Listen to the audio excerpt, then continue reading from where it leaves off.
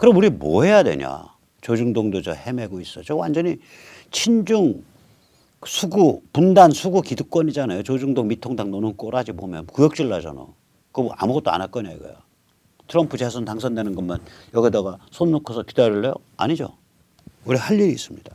엄청 할 일 많아요. 우린 뭘 해야 되냐? 저항의 근거지를 만들어야 됩니다. 이 저항의 근거지를 Pockets of Resistance라고 불립니다. 저건 군사 용어인데요. 저거의 다른 용어가 뭐냐면 진지전입니다. 그 이탈리아의 1930년대 20년대에 아주 악질적인 천재적 공산주의자 안토니오 그람시가 말한 진지전 War of Position의 또 다른 이름이 바로 저항의 근거지입니다. 사실은 안토니오 그람시의 진지전 War of Position은요. 저항의 근거지 개념을 재포장해서 표현한 거에 지나지 않습니다. 저항의 근거지는 아주 옛날부터 내려오는 고전적 군사 개념입니다. 왜냐? 군사행동, 전쟁이라는 게 뭐냐? 우리 측의 욕망과 의지를 상대방한테 강제하기 위한 행동이거든요. 그러면 그렇게 하는 상대방을 버텨내는 건 뭐냐? 너희가 그 욕망과 의지가 관철됐을 때에 얻을 수 있는 이익보다 그 욕망과 의지를 관철시키기 위해서 지불해야 되는 비용이 높다는 걸 증명하면 상대방이 그 의지를 꺾어요. 이 비용이 높다는 걸 증명하는데 우리 많이 죽어나가죠. 그러나 그 증명해내는 게 바로 저항의 근거지 개념입니다. 즉 문재인 586이든 뭐든 간에 거기에 부안해동에서 날치는 놈들이든 간에 거기에 부안해동에서 거기에 몰표를 몰아주고 있는 특정 지역 특히 호남 쪽 뭐 어쩌고저쩌고 간에 오케이 너희들의 그 수법을 해서 우리를 밟으려면 우리 같은 놈들 다 잡아 죽이고 나서야 가능해 라는 그 저항의 근거지.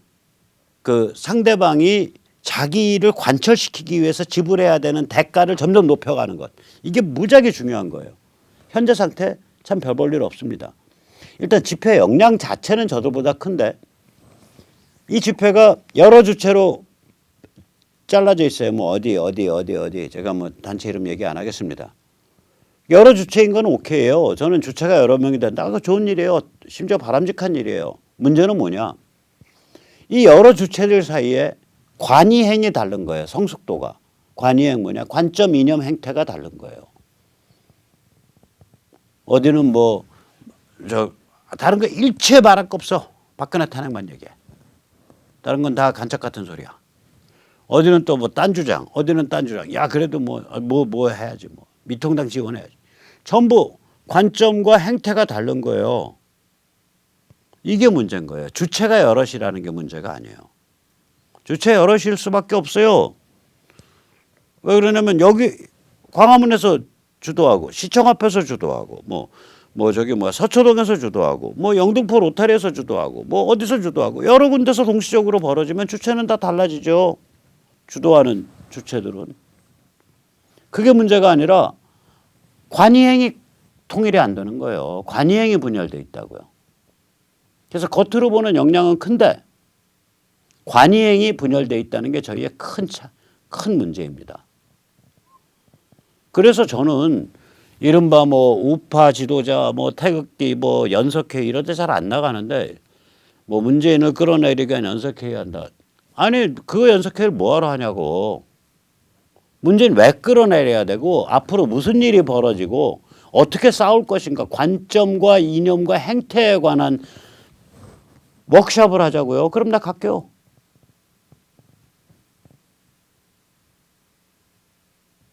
그 워크숍은 안 하고 당장 2, 3주 후에 힘 모으는 것만 하지. 그 다음에 이제 조중동이 개판이죠. 그리고 미통당 역시 개판이고 유튜브와 소셜미디어는 50%쯤 개판이죠. 종교계는 굼뜨고 무기력하죠. 그래서 우리가 저항의 근거지라고 제대로 할 만한 게 거의 없어요. 똘똘 뭉쳐있고 제대로 작동하고 있는 게. 단지 새로운 현상이 한 두 개쯤 있습니다. 하나는 뭐냐면 지역별 유권자 조직 운동이 이제 좀 본격화되고 있어요. 이선번 자유번이 모태가 돼서 국자연. 국민주권 자유시민연대. 굉장히 저는 주목할 만한 현상이라고 봅니다. 제가 좀 깊게 참여하고 있죠. 그다음에 두 번째 새로운 현상은 뭐냐면 교수 지식층 움직임입니다. 이게 이제 정교모, 사회정의를 바라는 전국 교수 모임 한 6천 명 정도 연락망으로 가동을 하고 있는데 이 정교모가 좀 강화되면 굉장히 큰 역할을 합니다. 이 두 개는 이제 가시권 안에 들어와 있는 현재 진행형인 새로운 현상이고요.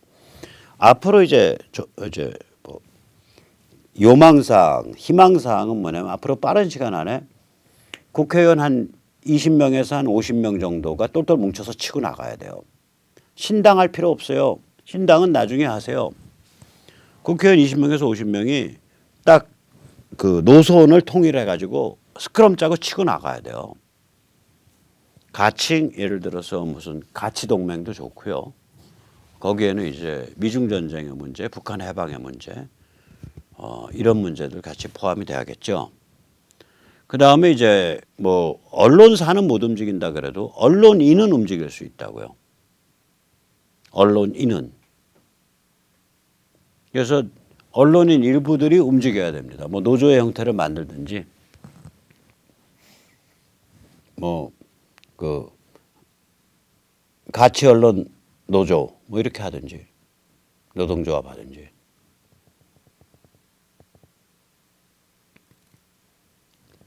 그렇게 해서 언론인이 움직여야 되고요. 또 법조가 좀 일부 움직여야 되고요. 이거 앞으로 이제 빠른 시간 안에 한 6개월 몇 개월 안에 기대해 볼 만한 움직임이고요. 중장기적 기대 6개월 이후 1년 이후를 내다봤을 때 종교계 청년이 움직여야 됩니다. 이게 다 이제 네트워킹 돼야 되는 거예요. 이 네트워킹 어떻게 형성할 수 있으며 어떠한 수단이 필요하냐. 이게 이제 제가 세뇌 탈출에서는 잘 다루지 않고 우리 국자연 멤버들 만났을 때 많이 하는 얘기입니다. 아무튼 이런 문제의식이에요. 어떻게 하면 저항의 근거지들을 만들 거냐. 저희들은 그냥 다 말살해버리고 아주 획일적 유사전체주의적 그런 그 상황을 만들고자 하니까 우리는 그러한 죄들의 폐악질에 견뎌낼 수 있는 동네들을 어떻게 만들 거냐. 이 동네들이 어떤 관점, 어떤 관이행을 가지고 서로 연결될 거냐. 어떠한 관점, 이념, 행태로 서로 연결될 거냐. 이게 고민을 많이 해야 될 일이에요. 그리고 이게 어느 정도 되면요. 그 중국 무력화가 진행돼서 북한 급변 사태 일어났을 때 지금 우리가 상상할 수 없는 에너지가 폭발하고 나오거든요. 그러면 저희들 순식간에 압도할 수 있는 그런 그 기반을 만들 수 있게 됩니다. 자, 전망 11월 이제 미국 대선인데요. 이거 11월 미국 대선은 그 사실상의 글로벌 문명 전쟁의 결전장입니다. 그리고 트럼프가 지금 좀 몰리는 분위기인데 저는 뭐 트럼프 반격 모티브가 차고 넘친다고 봅니다. 하나는 일단 코로나 백신이죠. 코로나 백신이 제가 보기에는 승인은 아마 9~10월경에 나올 거예요. 저게.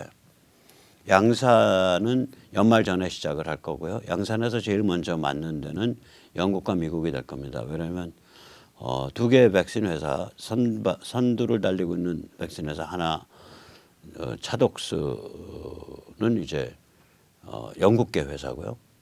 그다음 영국계 회사가 이제 라이센싱을 했죠. 아스트라제네카. 그다음에 미국에서 모데라는 이제 미국계 회사인데 그 미국이 영국계 그 백신 차독스 1에도 그 저기 뭐야 그 12억 불인가를 투자를 해놨어요. 3억 명분을 투자를 해놨어요.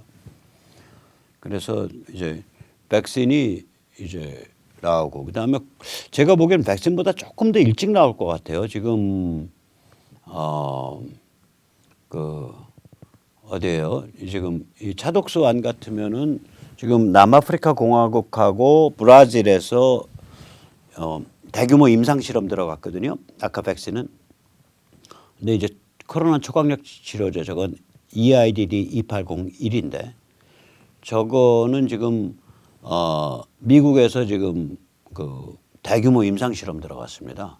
근데 이제 특징은 뭐냐면 저는 알약이기 때문에 그 초기 단계로 집에 있는 환자하고 중증 단계로 병원에 입원해 있는 환자 양쪽 다 실험을 하고 있어요. 그래서 5일씩 투약하니까 저게 실험 시작한 지 한 일주일 좀 넘었으니까 지금 투약은 끝났을 거고 그 다음에 이제 그 치료 효과를 좀 보겠죠. 그래서 코로나 초강력 치료제 저거가 먹어 들어가면 우한 코로나가 상당히 독한 독감 정도로 치부될 가능성이 있어요. 그 다음에 이제 이 트럼프가 당선된 후에 또 전부터 트럼프를 러시아 게이트로 엮어갖고 잡아넣으려고 했던 거. 그때 이제 희생된 사람이 그 백악관의 그 당시에 시큐리티 어드바이저였죠. 플린이라는 사람이 희생됐습니다. 이 사람은 그 아들의 약점을 잡고 그러니까 러시아 사람들을 만났다 아들이. 그래서 아들을 감옥 보낼 테니까 너가 유죄 인증해라. 그래서 말도 안 되는 사문화된 옛날 법을 걸고서 압박을 하니까 유죄 인증을 해놓고 사임을 하면서 아들을 낚싯바늘에서 빼준 다음에 최근에 와서 법정에서 나 유죄 아니었고 내막은 이랬다라고 거꾸로 역습을 취하고 있어요.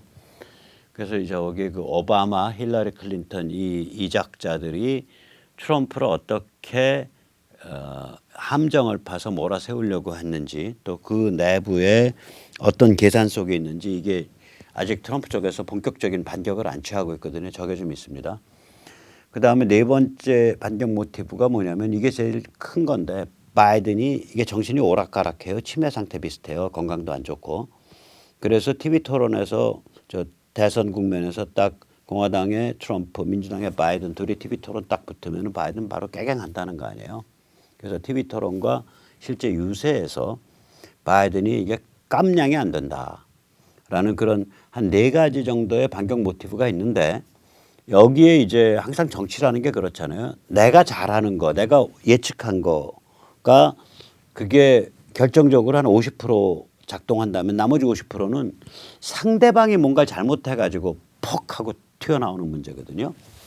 이게 중국이 이제 개발지를 한다든지 가능성이 높습니다. 중국이 앞으로 어떤 개발지를 할지 모르겠지만 또 북한 급변 사태 그 대선 전에 이것도 가능성 꽤 높아요. 왜냐? 지금 북한을 장악하고 있는 강성 야전군부의 입장에서 결국은 트럼프한테 패를 팔고 미국을 불러들일 거냐 아니면은 객에다가 쥐어 터질 거냐.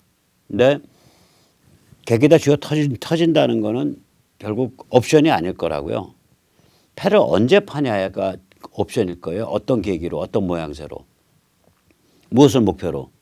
근데 그 패 미국 불러들인다는 그 패의 몸값이 제일 높을 때가 대선 전입니다. 오히려.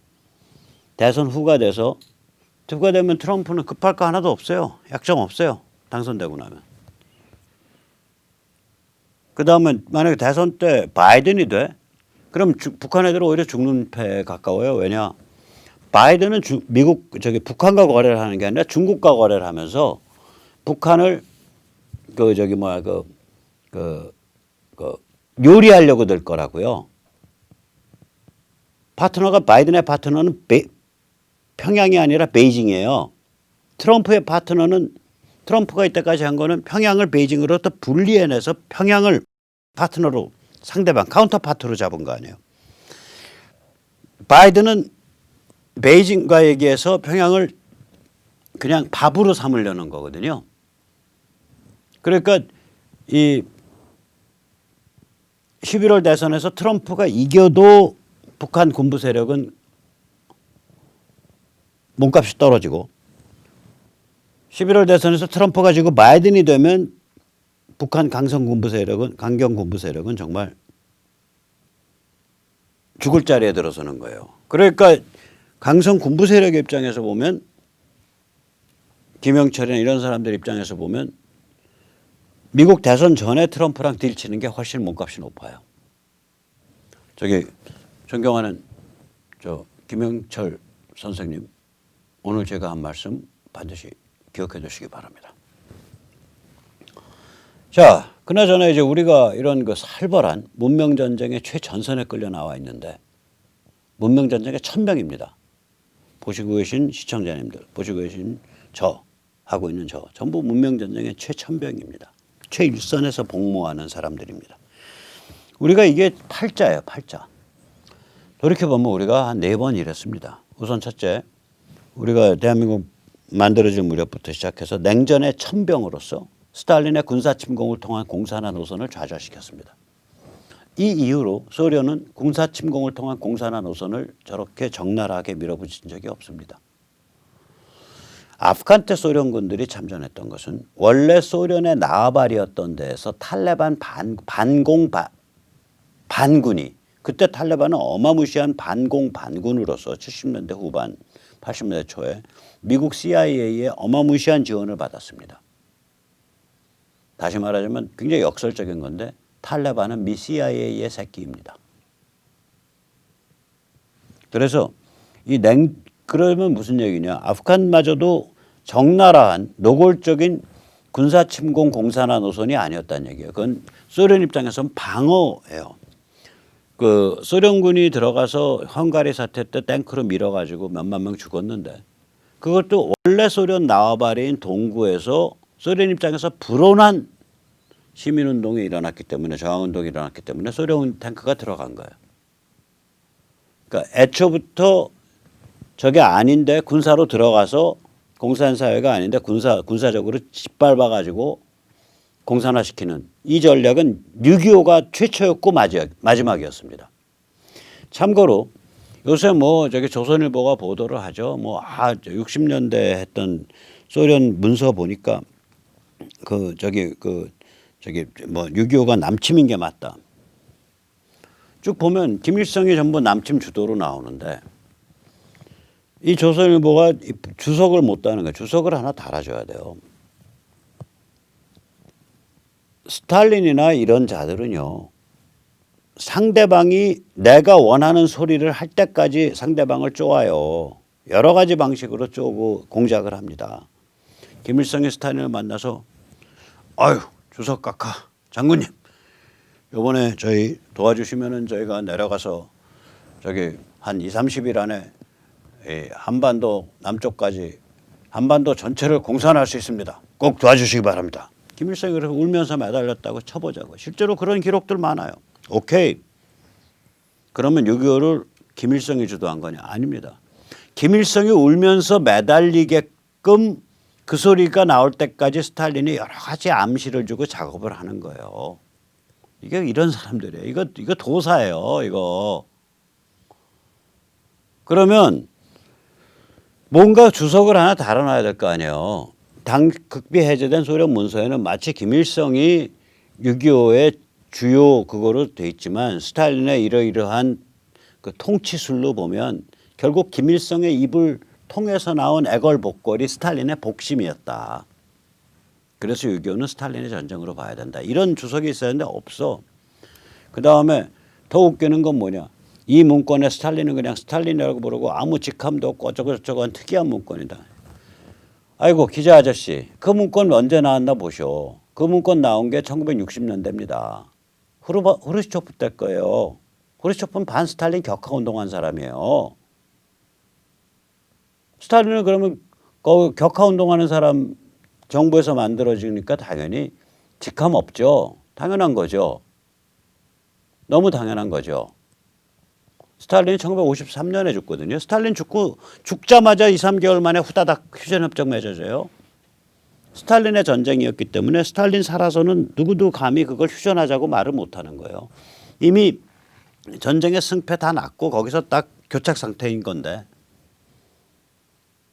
그래서 어쨌거나 우리는 이미 냉전의 천병으로서 스탈린의 군사침공을 통한 공산화 노선을 좌절시켰습니다.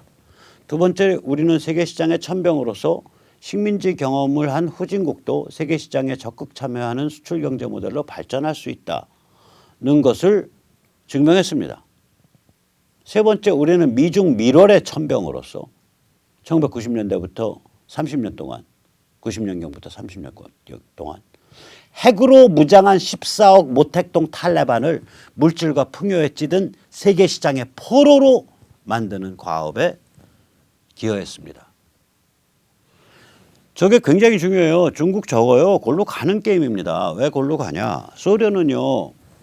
자기들이 독자적인 자급자족적인 공산 경제 체제, 글로벌 공산 경제 체제를 가지고 있었어요. 코메콘.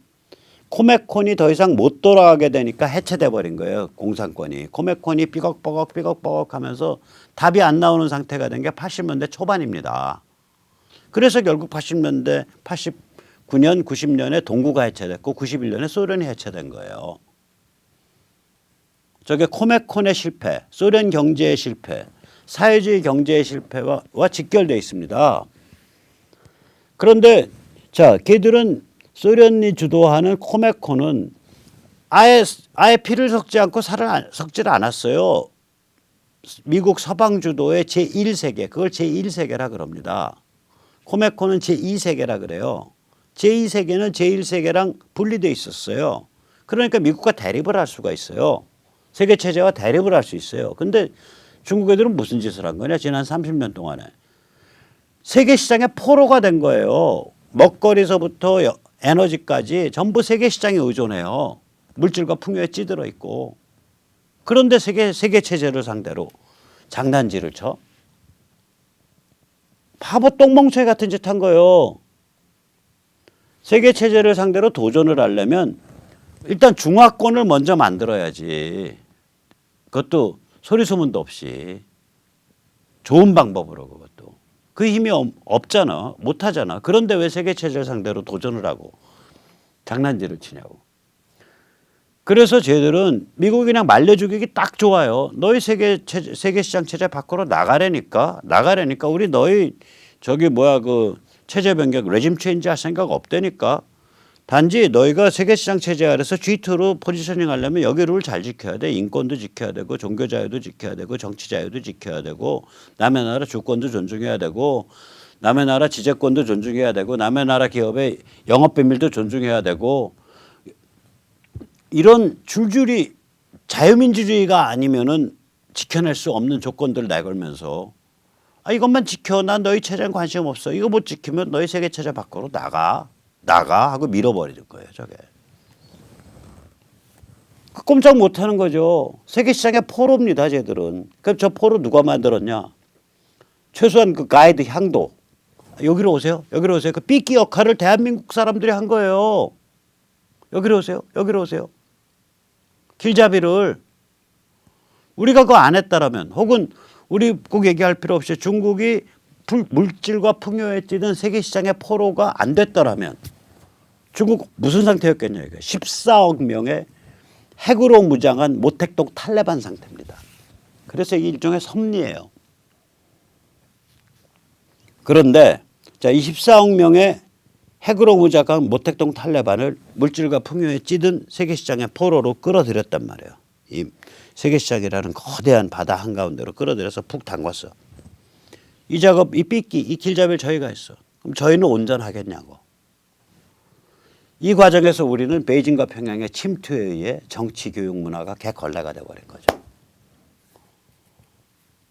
이게 우리가 펼친 세 번째 글로벌 차원의 문명 게임입니다. 이제 대한민국이 네 번째 글로벌 차원의 문명 게임을 해야 됩니다. 이건 뭐냐. 가치지향 주권 국가를 지향하는 자유혁명의 천병이 돼야 됩니다. 미국 트럼프 물결의 서태평양 쪽 천병이 돼야 됩니다. 그래서 남한뿐 아니라 북한에서도 현대문명의 가치. 아까 말씀드렸죠. 개인존엄, 진실존중, 자유민주, 시장경제. 이거 4대 가치죠.